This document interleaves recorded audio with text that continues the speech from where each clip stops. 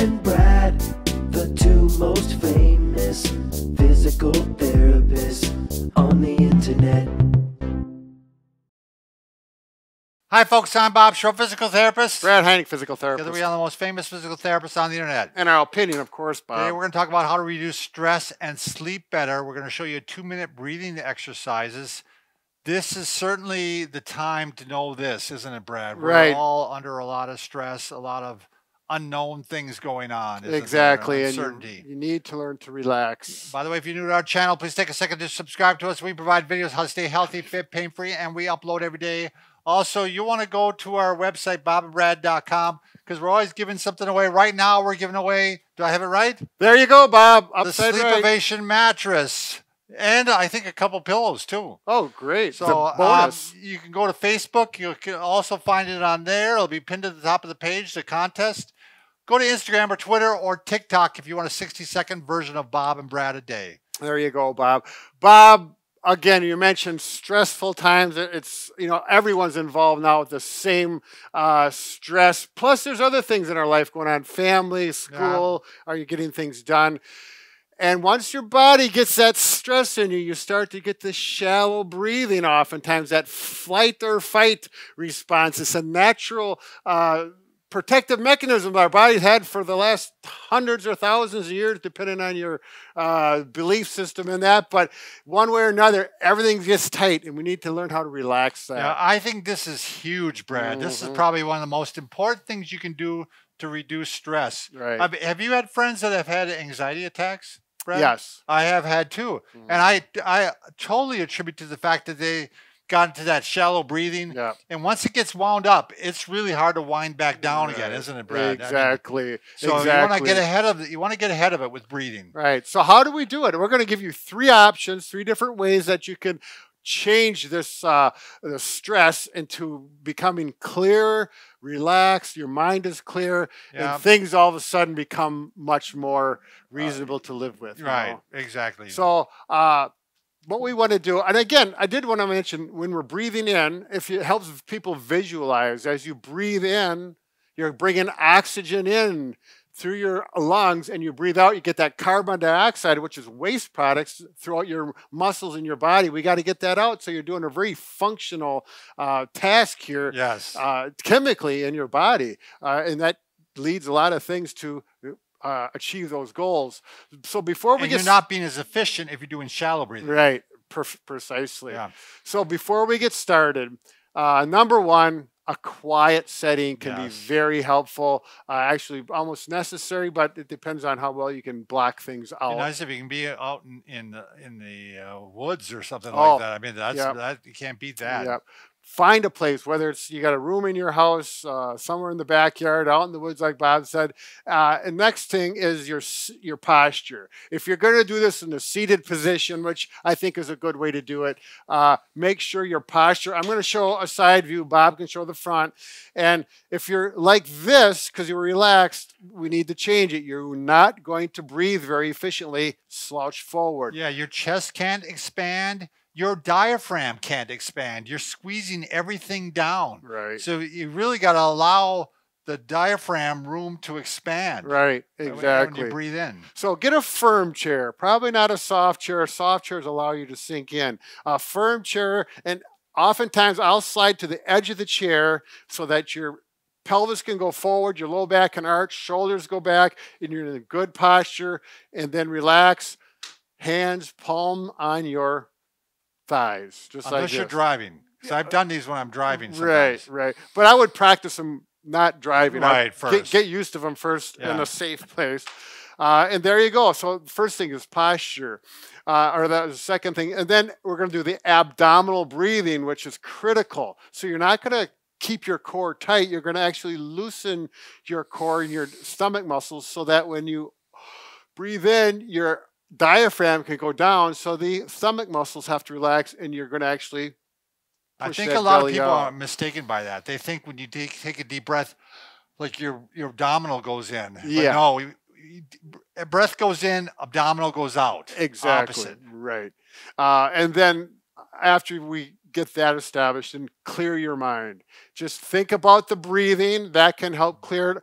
Once you get good at the breathing, then you can go somewhere else. In other words, if you have a place where you like to go, I was just thinking when I was in Grand Cayman Islands. Yep. The breeze was coming off the ocean. It was quiet. The sand was beautiful, and everything was as relaxed as I could have imagined. So put yourself there wherever you want to go. All right. Your happy place. Yeah, there you go. So we got 3 different ways to breathe. Go through those things first. Get yourself set up with posture, abdominal breathing, and we're going to do the 4-7-8 method. Okay, again, 3 methods. Do all 3 of them. Do the one that works best for you, or practice either one, and you'll figure it out. I actually mix it up a little, but I often use the 4-7-8 one. I do this one driving, but I've also worked on it like sitting in a hot tub even. You breathe in for 4 seconds, and you're going to breathe in through the nose. That's usually the best way to go. Right. So it's just a breathe in for 4, hold for 7. So you're going to count it out in your head. And then, oh no, out for 7, right? And then hold for 8. Isn't it? Yeah, that's it. I'm sorry. I'm a little bit off here. Okay. In for 4, hold for 7, and then out for 8. And with this technique, it's been recommended that you do a pursed breathing, or you bring your lips together like you're going to blow through a trumpet, and that gives some resistance to the air coming out so it can go out slower to get that slow release for an 8 count.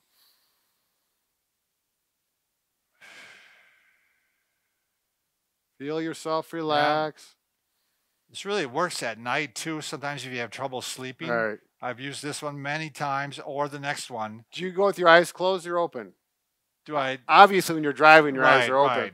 Right. But other than that, yeah, usually eyes closed. Yep. Yeah. I agree, and that's what oftentimes is recommended. I personally have much better luck with eyes closed.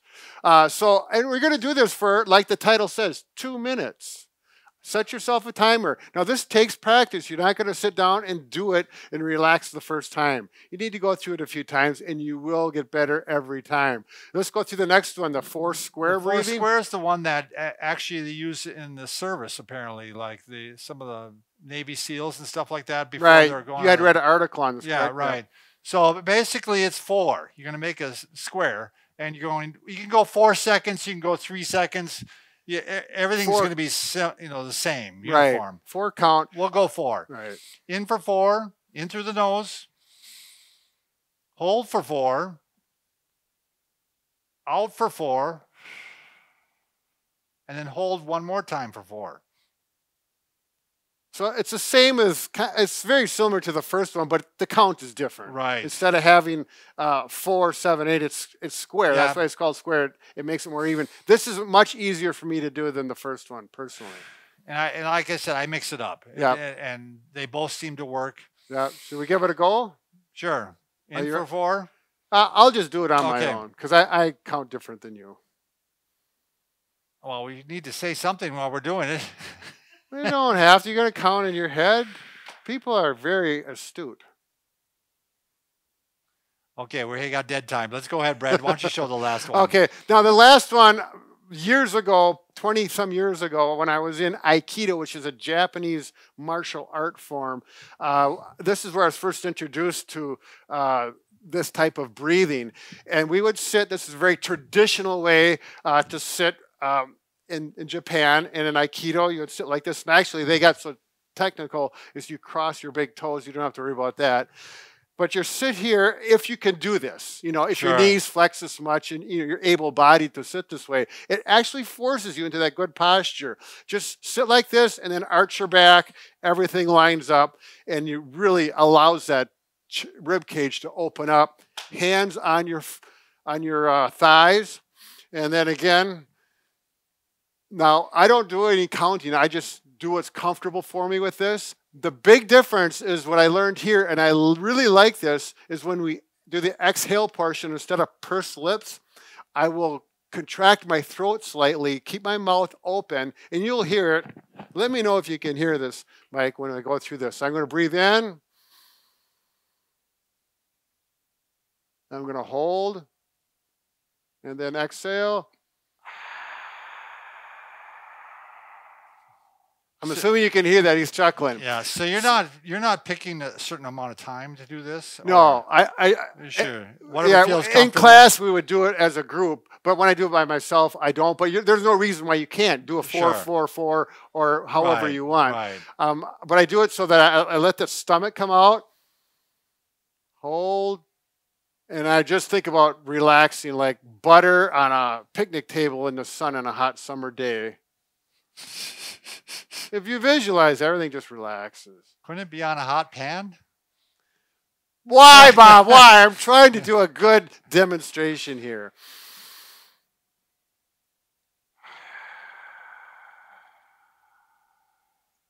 By the way, very quickly, Brad, if someone is having trouble doing abdominal breathing, I want you to go ahead and lay down. And this is, can you get me, Mike? So when you're laying down on the floor, on the bed, it's a lot easier to do abdominal breathing if you're doing it for the first time. You can actually even put something like a towel or something on your abdomen, and you breathe in, and you want to raise that up. Yep. Oops, it fell off. There, see the ball rise. Oops. That I think you can see it, Mike, can't you? right. So that gives you that idea. And it's a lot easier then to start this way. And then once you start sitting up, you can translate it or transfer it to that motion. Right. So it's a great way to start. Remember, Brad, we can fix just about anything. Except for a broken heart. Very good. Good luck with your breathing exercises.